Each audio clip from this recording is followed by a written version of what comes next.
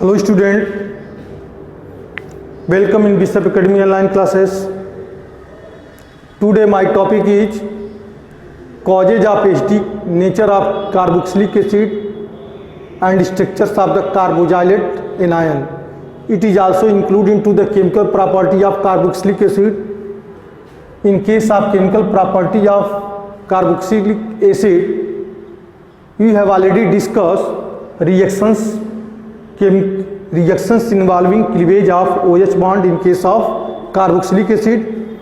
Here we will discuss what is the reason that carboxylic acid have a acidic nature and what is the structures of the carboxylate anions. There are two structures. One structure is the carboxylic acid and second structure is the resonance structures of the carboxylic acid. Is that clear?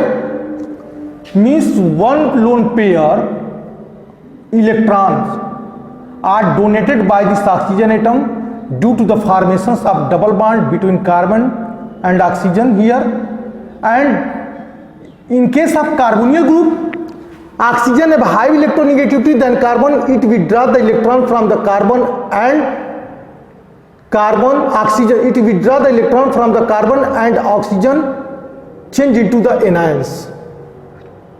मतलब यहाँ पे देखिए कि oxygen के पास दो lone pairs हैं और यह दो लोन पेयर्स में एक लोन पेयर ट्रांसफर करके यहाँ पे डबल बॉन्ड बना दिए, जो कि यहाँ पे देख रहा है। और यह कार्बोनिल ग्रुप में जो ऑक्सीजन है, यह ऑक्सीजन इस कार्बन के इलेक्ट्रॉन को अपनी तरफ क्या कर रहा है, अट्रैक्ट कर लिया। ठीक है, तो इस फर्स्ट का रिजोनेंस स्ट्रक्चर हमको क्या मिल गया, सेकेंड। यह दोनों कार्बोक्सिलिक एसिड के रिजोनेंस हैं। ध्यान दीजिएगा कि यह दोनों जो हैं कार्बोक्सिलिक एसिड के रिजोनेंस हैं।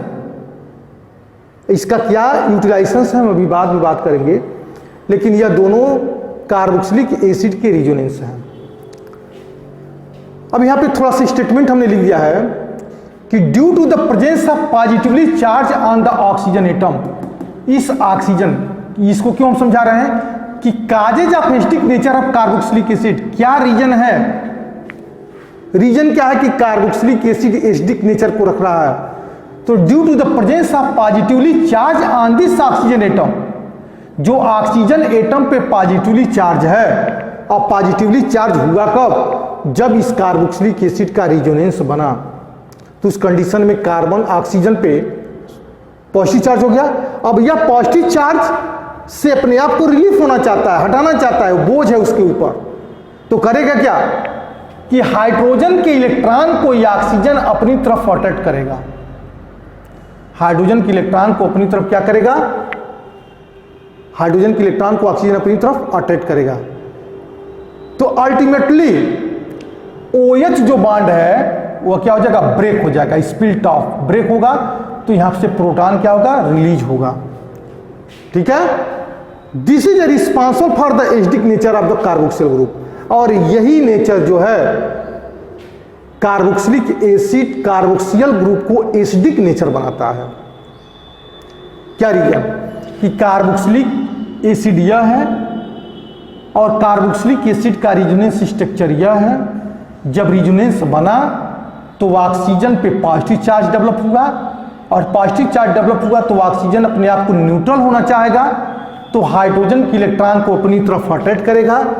तो रिजल्टेड क्या होगा कि यह प्रोटॉन को रिलीज कर देगा, हाइड्रोजन के फॉर्म में प्रोटॉन को रिलीज करेगा, जिसकी वजह से कार्बोक्सिलिक एसिड का नेचर एसिडिक होता है। ठीक है, यहां पे देखिए इसी का स्ट्रक्चर, यह वाला स्ट्रक्चर हमने यहां रखा है कि फर्स्ट सेकेंड, यह सेकेंड ही स्ट्रक्चर, इसको भी पढ़ेंगे हम सेकेंड, और यह हमारा हो जाएगा थर्ड। यह स्ट्रक्चर, क्योंकि यह स्ट्रक्चर और यह स्ट्रक्चर दोनों सेम है, और यहां से प्रोटॉन टूट रहा है। अब प्रोटॉन टूटा तो हमने उसका स्ट्रक्चर यह बना दिया, प्रोटॉन टूटा तो हमने इसका स्ट्रक्चर क्या बना दिया, यह बना दिया, carboxylate anions and plus H plus charge. और यह स्ट्रक्चर, यह एविडेंस है कि कार्बोक्सिलिक एसिड का नेचर एसिडिक होता है, कार्बोक्सिल ग्रुप का नेचर एसिडिक होता है। अब after the removal of protons, जब यह प्रोटॉन रिमूव कर दिया तो इसको क्या पढ़ रहे हैं हम? Carboxylate anions. प्रोटॉन जब रिमूव कर दिया तो इस ग्रुप को क्या पढ़ रहे हैं हम? Carboxylate anions. तो carboxylate anions is also stabilized by the resonance. यह भी किसके द्वारा स्टेबलाइज हो रहा है? रेजोनेंस के द्वारा। सपोज दैट एक कार्बोजाइलेट एनायंस है, यहाँ पे नेगेटिव चार्ज है, ठीक है, यहाँ डबल बॉन्ड है, सिंगल बॉन्ड है, नेगेटिव चार्ज ऑक्सीजन के ऊपर, वह पुनः एक लोन पेयर डोनेट करेगा और यह पुनः यहाँ पे नेगेटिव हो जा रहा है। यह डोनेट किया और यह डबल बॉन्ड टूटा तो यह नेगेटिव हो गया। तो दोनों का ओवरऑल हम क्या लिख सकते हैं? RCO एंड O दोनों पे हम हाफ चार्ज यहाँ लिख दें, हाफ माइनस चार्ज यहाँ लगा दें। इसको हम ऐसे समझ सकते हैं कि मतलब कि कार्बोक्सिलिक एसिड हो या कार्बोजाइलेट एनायंस हो, दोनों में रेजोनेंस है। कार्बोक्सिलिक एसिड में भी रेजोनेंस है, ठीक है, और कार्बोजाइलेट एनायंस में भी रेजोनेंस है। और हमें जानते हैं कि वह एसिड उतना ही स्ट्रॉन्गर होता है, उतना ही स्टेबल होता है, उस एसिड की स्टेबिलिटी उतना ही स्टैंडर्ड होती है कि जब उसका जो कंजुगेट बेस है वह स्ट्रॉन्गर हो। जैसे मान लीजिए एस्टिक एसिड यह है CH3COOH, ठीक है, अगर यह टूटा तो किस में टूटा? CH3COO पर माइनस चार्ज, H पर प्लस चार्ज, तो हमारा क्या हो जाएगा? कंजुगेटेड बेस हो जाएगा। और ये क्या हो जाएगा? हमारा कंजुगेटेड एसिड हो जाएगा, ठीक है। तो जिसका कंजुगेटेड बेस जितना ही स्ट्रांग होता है, उस एसिड की स्टेबिलिटी उतना ही स्ट्रांगर होती है। तो इसमें हम carboxylic acid, neither only carboxylic acid are stabilized by the resonance but also carboxylate anions is also stabilized by the resonance. अब इसको हम यानी कि इसमें दोनों ऑक्सीजन पे पार्शियल नेगेटिव चार्ज, मतलब ये भी नेगेटिव चार्ज दिखा सकता है, ये भी नेगेटिव चार्ज दिखा सकता है।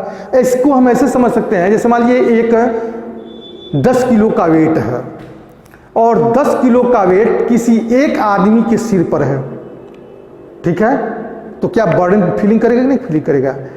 उसी 10 किलो वेट को 5-5 किलो के वेट में 2 भाग में बांट दिया जाए और 2 आदमी के सिर पर रख दिया जाए, तो क्या वो कंफर्टेबल महसूस करेगा कि नहीं करेगा? ठीक वैसे ही कि यह सिर्फ यह जो नेगेटिव चार्ज एक ऑक्सीजन एटम पे नहीं है, बल्कि दोनों पे है। हाफ इस पे है तो हाफ इस पे भी है, क्योंकि अगर यह नेगेटिव हो रहा है तो यह, अगर यह डबल बॉन्ड बना रहा है तो यह नेगेटिव हो रहा है, अगर यह नेगेटिव हो रहा है, यह डबल बॉन्ड बना रहा है तो यह नेगेटिव हो रहा है। दोनों पे नेगेटिव चार्ज आता जा रहा है, दोनों ऑक्सीजन पे क्या है? नेगेटिव चार्ज आ रहा है, इसलिए यह मोर स्टेबल है। तो कार्बोक्सिलिक एसिड और कार्बोजाइलेट एनायन दोनों में क्या है? रेजोनेंस हुआ है, ठीक है। अब थोड़ी सी हम बात करेंगे, बात किसकी करेंगे? Comparison of acidic strength, comparison of acidic character between alcohol and carboxylic acid. Comparison of acidic strength, comparison of acidic character नहीं, comparison of acidic strength between carboxylic acid and alcohol, aliphatic alcohol. यहां लिख रहे हैं comparison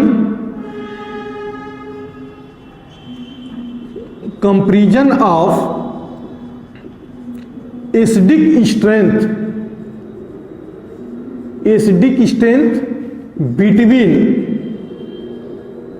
between alcohol and carboxylic acid, acid. Comparison of acidic strength between carboxylic acid, ध्यान से देखिएगा, इसमें alcohol और कार्बोक्सिलिक एसिड दोनों प्रोटॉन डोनर हैं। अल्कोहल भी प्रोटॉन डोनर है, क्योंकि अगर इसके साथ हम सोडियम मेटल का रिएक्शन करा दें तो R इसके साथ क्या कराते हैं हम, सोडियम मेटल के साथ रिएक्शन कराते हैं। तो देखते हैं क्या बनाता है, ROH प्लस 2Na बैलेंस करने के लिए 2 और लिख दें, तो 2RONA and plus hydrogen gas, यहाँ RC double bond OH plus 2Na, यह कार्बोक्सिलिक एसिड है, तो 2RC double bond ONA and plus di hydrogen gas.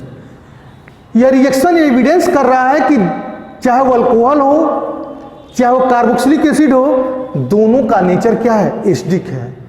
तो फिर दोनों का नेचर एसिडिक है, तो इनकी एसिडिक स्ट्रेंथ के बारे में हमको कंपेयरिंग करना है कि कौन स्ट्रॉन्गर एसिड है। हमारी बात समझ में आ रहा है ना, कि दोनों में कौन सा स्ट्रॉन्गर एसिड है। तो हम कहेंगे कि carboxylic acid is a stronger acid than that of the alcohol.